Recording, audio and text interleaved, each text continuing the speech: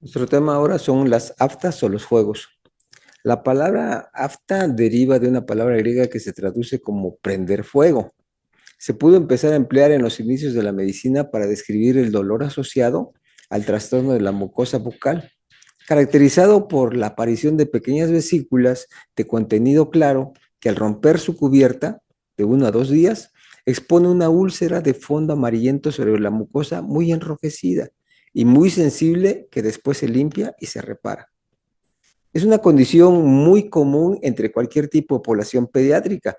Comienzan en la niñez, pero afectan principalmente a los adolescentes y adultos jóvenes, deteriorando de manera importante su calidad de vida. Suelen representar un reto especial para el médico el poder identificar su causa específica, ya que diferentes condiciones las incluyen entre sus manifestaciones y la definición de su causa puede evitar su recurrencia y un manejo temprano de la patología primaria. Las causas pueden variar desde infecciones, alteraciones inmunológicas, deficiencia de nutrientes, genéticas inducidas por medicamentos o por traumas, por lo que los niños con úlceras orales suelen ser tratados en forma variada por dentistas, pediatras, médicos generales, reumatólogos, alergólogos, psicólogos y muchas más especialidades. Para su aparición, además de la causa primaria, se considera que el factor emocional, condiciones en donde exista mucha tensión, afectan a su equilibrio inmunológico, generando entonces así una reacción inflamatoria específica en la mucosa de la boca para poder llegar a producir este tipo de lesiones. Ya formada la vesícula, al romperse su parte superior, deja descubierta una úlcera sobre la mucosa que a continuación se llena de células de cicatrización, lo cual le va a dar el aspecto de una lesión blanca rodeada de un enrojecimiento. Cuando la lesión de la mucosa dura más de 14 días, se le considera entonces como crónico. De lo contrario, se le considera entonces como agudo. Cabe destacar que las úlceras crónicas pueden ser indoloras y deberían ser candidatas a biopsia con el fin de descartar una etiología maligna o hasta incluso autoinmune. Cuando exista un periodo de curación que alterne con brotes de aftas, se denomina entonces como úlceras recurrentes. Por su tamaño se dividen en menores y mayores y herpetiformes.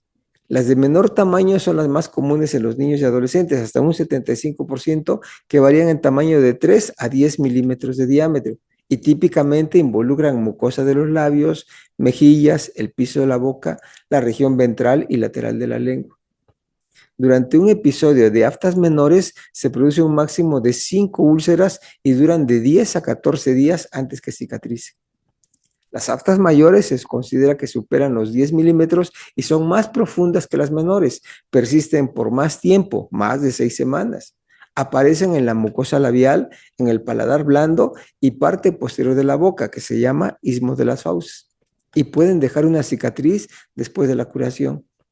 Suelen acompañarse con dolor de mayor intensidad, fiebre, dificultad para la deglución de los alimentos y también malestar general. El 10% de las aftas restantes se presentan como lesiones múltiples recurrentes agrupadas en racimos, como las de las infecciones virales que son herpetiformes, de al menos 10 o hasta incluso 100 úlceras que pueden estar presentes al mismo tiempo con tamaños de 2 a 3 milímetros, pero pueden fusionarse dando el aspecto entonces de úlceras más grandes y localizadas en cualquier parte de la cavidad oral. Suelen ser de presentación más común a una edad mayor. Para identificar la causa específica es necesario realizar una historia detallada de las características en el paciente que puedan orientar a su posible origen, señalando a continuación algunos datos para poder considerar su importancia de atención adecuada. Las originadas por traumas pueden ser las más fáciles de poder identificar ante el influjo térmico, químico o mecánico que surgen con la aplicación directa de calor, acidez o depresión. Se puede encontrar también por maniobras repetitivas o por la mordedura de los niños con discapacidad mental y aquellos con trastorno del espectro autista o con antecedente también de una convulsión. Otras causas traumáticas de úlceras repetitivas pueden ser los aparatos dentales mal ajustados, el cepillado de dientes agresivo, los hábitos de rechinar los dientes por la noche, que es el bruxismo, puede generar úlceras recurrentes en las mejillas, además de otros datos como daño del esmalte dental o la deformidad por la lengua. Por efecto de radioterapia en cabeza y el cuello, Pueden producirse entonces enrojecimiento, atrofia y úlceras de la mucosa oral con o sin aparentes membranas. Durante el proceso de la dentición también pueden aparecer una úlcera en forma de sacabocados en la parte lateral de la lengua, pero también pueden encontrarse en las encías y en otras áreas. En el recién nacido puede estar una úlcera a nivel del paladar causada por la presión que hace el pezón sobre el paladar. Dentro de las causas de tipo infeccioso tenemos una variedad con virus y bacterias que son específicas, destacando en especial la que se produce por el virus del herpes simple, que es el tipo 1, que es la causa viral más común de las úlceras orales. Se presenta en niños de 6 meses a 5 años. Se manifiesta por enrojecimiento mucoso de la boca, con fiebre, vesículas de 2 a 5 milímetros de diámetro, en tamaño que sangran fácilmente y sanan sin dejar ninguna cicatriz en los 15 a los 20 días siguientes. Una tercera parte de esos pacientes desarrollan episodios recurrentes de herpes labial. La herpangina afecta a menores de 5 años de edad con dolor de garganta de forma súbita, fiebre y múltiples úlceras en la parte más posterior de la boca, en especial en la época de verano. La enfermedad de mano, pie, boca ocurre en la parte frontal de la boca y además lesiones en la planta de los pies y en las palmas de las manos. Otras causas infecciosas menos frecuentes incluyen al citomegalovirus, a la tuberculosis, sífilis, difteria y las espiroquetas. Los hongos causan úlceras en forma más especial en pacientes inmunocomprometidos y pueden asociar entonces histoplasmosis, blastomicosis, paracoccidioidomicosis y la cigomicosis. Por deficiencia nutricional, pueden presentarse aftas ante la deficiencia del complejo de la vitamina B, el ácido fólico, el hierro o el zinc, en especial como aftas menores. Las enfermedades gastrointestinales pueden condicionar lesiones recurrentes como la enfermedad celíaca que manifiesta además dolor abdominal, hinchazón y diarrea. Otra condición es la enfermedad inflamatoria intestinal, que es la enfermedad de Crohn y la colitis ulcerosa, que se sospecha cuando los fuegos asocian hinchazón labial, enrojecimiento alrededor de la boca o también heridas en la comisura bucal. Algunos medicamentos se asocian a la aparición de estas aftas, como los antiinflamatorios no esteroideos, antibióticos, antidiabéticos orales, antihipertensivos, antiagregantes plaquetarios que causan lesiones aisladas más frecuentes en el costado de la lengua.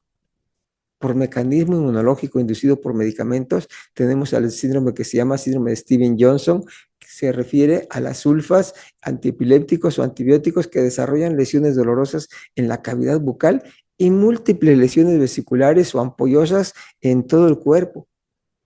Las enfermedades autoinmunes pueden manifestar aftas en una gran variedad de ellas, mencionando solo las más significativas: lupus eritematoso, el síndrome de la fiebre periódica con estomatitis aftosa y faringitis y adenitis, que normalmente se conoce por sus siglas como PFAPA, el síndrome de Sjögren con salivación escasa y un crecimiento parotidio, el síndrome de Reiter, que normalmente tiene artritis, conjuntivitis y uretritis, la enfermedad de Behçet con otras manifestaciones sistemáticas o sistémicas, la vasculitis autoinmune, la piodermia gangrenosa, enfermedad de la IgA lineal, el pénfigo vulgar y el ampolloso, el eritema multiforme, la cialometaplasia necrotizante, el síndrome de Sweet y el síndrome de Melkerson-Rosenthal, que en su mayoría son enfermedades desconocidas por la mayoría de los médicos y de conocimiento con experiencia del reumatólogo en pediatría. El tratamiento local está dirigido a la prevención de la sobreinfección, combatir el dolor y disminuir la inflamación, por lo que hay variedad de alternativas adecuadas, pero cuando las lesiones son secundarias a una enfermedad de base, se recomienda la atención por el especialista correspondiente para tratar la enfermedad primaria. En su mayoría, corresponden a una infección viral de buen pronóstico, pero ante la molestia, datos adicionales y la recurrencia, se impone la atención apropiada para evitar posibles complicaciones. Y tampoco es válido la aplicación de los remedios empíricos, por favor. Bien, si el tema les ha gustado y quieren pasárselo a familiares amigos, envíen este enlace a través de sus redes sociales e invítelos a que si pueden se suscriban a nuestra página de video en YouTube, Pediatría Alevas, activando su botón de notificaciones para recibir información cada vez que se publique un nuevo video. Por lo demás, solamente agradezco su atención que nos han dado, esperando contar con su interés para nuestro próximo video. Hasta luego, muchas gracias.